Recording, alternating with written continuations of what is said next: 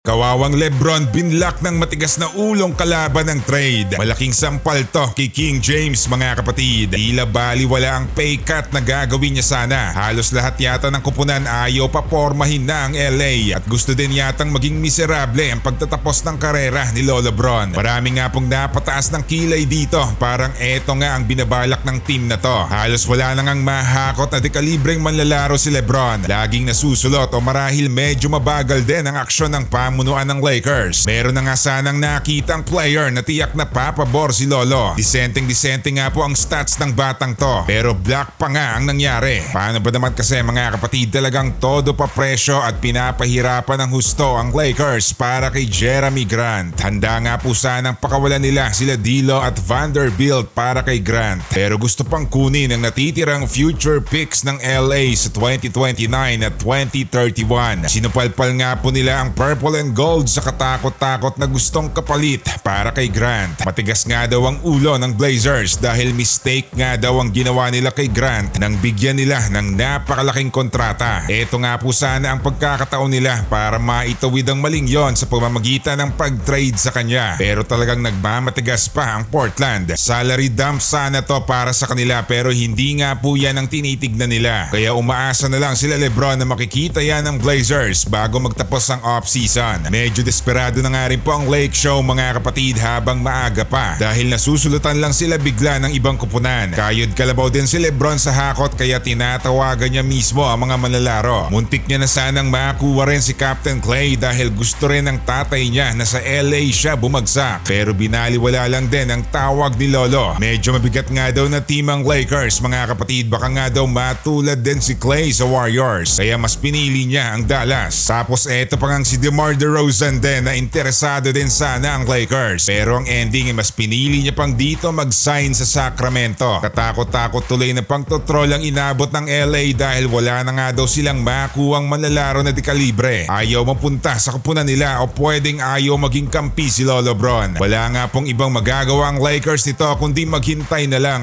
kahit pa nga si Lebron na ang gumawa ng hakbang para sa kanila. Kung ayaw din talaga ng manlalaro hindi niya rin mapipilit. Gusto pa nga din naman niya sana ding makasungkit pa ng isang titulo bago magtapos ang karera. Pero tila malabo nga po yan kung hindi sila makakakuha ng isa pang star player, diba? Samantala Paktay Bronny injured sa tuhod pa. Naku po, tignan mo nga naman kapag binamalas. Nadali pa nga po ng injury ang anak ni Lebron na si Bronny James. First game after ng drop sa NBA pero napakamot ng ulo ang lahat. Dahil hindi nga lang nagkalat si Bronny, nadali pa agad ng injury. At ang malupit pa nga po dyan sa tuhod pa. Napakaalat nga po ng nilaro niya, mas matinding sagabal pa ngayon ang aasikasuhin ng LA nito. Dalawa lang ang pumasok sa siyam na tira niya sa unang laro kontra sa Sacramento. Ang mas matindi pa sablay lahat ng tira niya sa tres. 3 beses siyang nag-attempt, wala nga pong pumasok ni isa. At ganun din nga po sa free throw. Parang hari ng sablay ang ginagawa ng anak ni Lebron na kahit free throw walang naipasok sa 2 attempt niya. Paniguradong kahit si Lebron napapakamot din ang ulo dito. Tapos eto pa ngayon injured pa si Bronny. Parang totoo nga ang sinasabi maging ng mga